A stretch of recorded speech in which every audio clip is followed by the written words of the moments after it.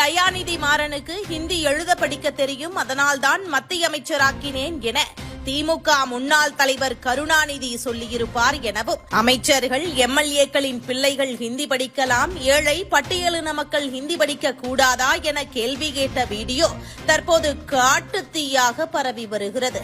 நீங்க ஹிந்தி திணிப்பு அடப்போங்கடா. ஹிந்தி திணிப்பு திமுக தலைவரை கேக்குறாங்க. இந்தினா இப்ப திணிப்புனா இப்ப வருது. மோடியா திணிச்சாரு, அமித்ஷாவா, பிஜேபி இப்பவா? இப்ப இருக்குது இந்தி ஆல்ரெடி இருக்குது. திமுக தலைவரை கேக்குறாங்க. தயாநிதி மாறன் கட்சி உறுப்பினர் கிடையாது. ஏன்னா திமுக தலைவர் கலைஞர் பிரசன்ஸ் ஆஃப் மைண்ட், எதை கேட்டாலும் உடனே பதில் சொல்றாரு. அவரை கேட்கிறாங்க பத்திரிகையாளர். தயாநிதி மாறன் கட்சியுடைய உறுப்பினர் கிடையாது, கட்சி எந்த பதிவுல கிடையாது. அவர் எம்பி ஆயிட்டார், மினிஸ்டர் ஆயிட்டார். எப்படி ஆனார்னா அவர் இந்தி எழுதுவாரு படிப்பாருன்ட்டார் உடனே. ஏன்னா பிரசன்ஸ் ஆஃப் மைண்ட் இல்ல, உடனே சொல்லிட்டாரு. அப்ப தயாநிதி மாறன் படிக்கும் போது இந்தி இருக்குது தமிழ்நாட்டுல. எங்க இருக்குதுன்னா தனியார் பள்ளிக்கூடத்துல இந்தி இருக்குது. தனியார் பள்ளிக்கூடம் பார்த்தா இந்தி இருக்குது.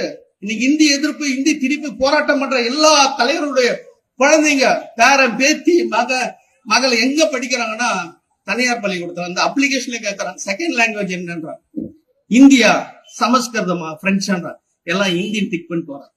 அப்ப தமிழ் தேசியவாதி இன்னைக்கு தமிழ்நாட்டுல இந்தி இருக்குது. தனியார் மையத்துல போய் போராட்டம் பண்ண சொல்லு. இந்தி திணிக்காத, இந்தி எதிர்க்க சொல்லு, பார்ப்போம்.